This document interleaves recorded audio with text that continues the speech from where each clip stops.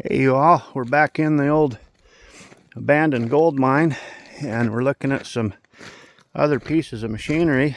Come on a little walk with me and we'll go up here and see if between all of us we can figure some of this out. This looks like an old wood flume. That's kind of neat. It's all broken apart and the wood's gone and it's just down to the wire that held the wood. You can see what it held together, like an old whiskey barrel type thing, where it was held together by something on the outside.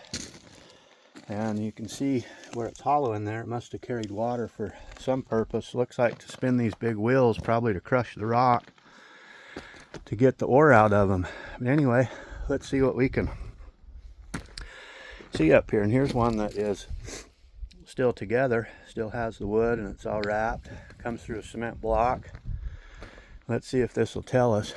It says water diverted from Power Lake using dams and a wood stave constructed water line. Maybe that's called a stave. Anyway, stave constructed water line drove this Pelton water wheel to power air compressors and an electric generator. Mines often ran off a slim profit margin, so water generated energy was far more efficient and economical compared to the diesel motors. Water volumes were not dependable, however, extensive use of more expensive diesel fuel was frequently required. Water shortages shut the mine down for 3 months at one point. And that makes sense where we're in a rainforest, because if you don't have rain, the rivers just don't flow, and it happens quite a bit, not only for the gold mines, but it can hurt the fisheries as well. Check that big piece of machinery out. Let's check it out. This is called the Ingersoll Rand air compressor. Found on this concrete pad, could generate up to 660 feet of compressed air per minute deep in the mine. Rock hammers and drills required 50 to 100 pounds of air pressure per minute to drill into the ore body. Back at the mill, compressed air was used at the end of the flotation process by an Oliver filter, which vacuumed water away from the high density material. So what a process. Look at all this machinery, and we did some of that machinery on the video yesterday. And let's walk down and see if we can find one more little plaque to read.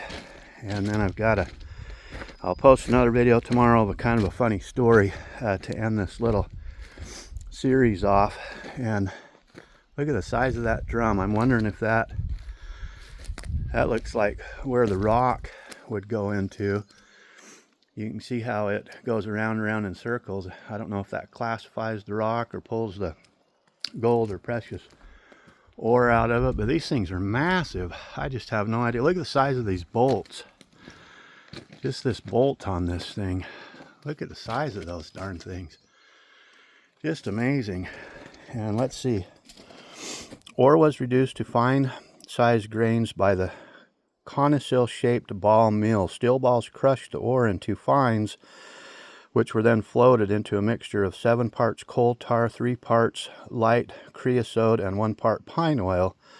The valuable minerals were separated from the waste materials by their heavier specific gravity. Oh, and check this out. This must be one of the balls that was in there. I noticed this over here sitting on a rock. And look at how dinged and tore up that is. And can you imagine the hundreds of tons that metal ball separated for this gold mine?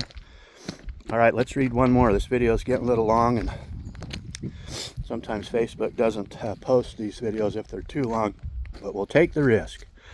You guys are worth it, and girls. We'll take the risk. Here we go. So valuable metals are heavier than non-valuable metals, called, I have no idea how to pronounce that, gangue. The Harding's classifier, patented in 1936, was used to divide the ore by rotating the valuable materials to the bottom and floating the gauge to the top. Maybe it's gauge to the top. The classifier was used in conjunction with the ball mill and part of the mill's fine grinding division prior to being placed into sacks. The end product, ore, was vacuumed to remove residential moisture and weight. Just amazing. Super amazing. So much history down here. It's just super neat place. So anyway, I got to tell you guys a really funny story, but you're going to have to wait till tomorrow. So hopefully all of you tune in, and let's go check out some of the men and women that ran this place, and check out these amazing men and women that were here to run these mills, and in the hopes of finding gold. And pretty amazing. Let's see, I'll read one more to you. Over the past 100 years, Saltchuk Mine has seen many people come and go in hopes of staking a claim. People have tried to make Saltchuk their home. Alaskan artist Rhea Munoz and her husband Juan lived at the mine during 1952 to see if they could stake a claim in the vicinity. Like many others, they were hopeful to strike gold but better their lives. Unfortunately, the couple's dreams were unrealized, and they moved on to travel all around Alaska. Through the years, interest in mining this area has persisted, which companies will still exploring opportunities in this area all over Alaska. There are still people that attempt to stake claims for mining, but many make little profit. So it doesn't sound like too much profit was made here. But look at those fancy old gentlemen enjoying a bottle of whiskey, and probably it looks like a fancy bottle of cigars, and probably hoping they're going to strike her rich. The Alaska Gold Rush was something else. Very few make it, lots try, but very few succeed. Anyway, okay, one more fun story coming to you tomorrow. Stay tuned. I have a really funny story about two of my friends down here. All right, you all have a blessed day. Coming to you from an old abandoned gold mine here in southeast Alaska. Okay, see y'all. Bye.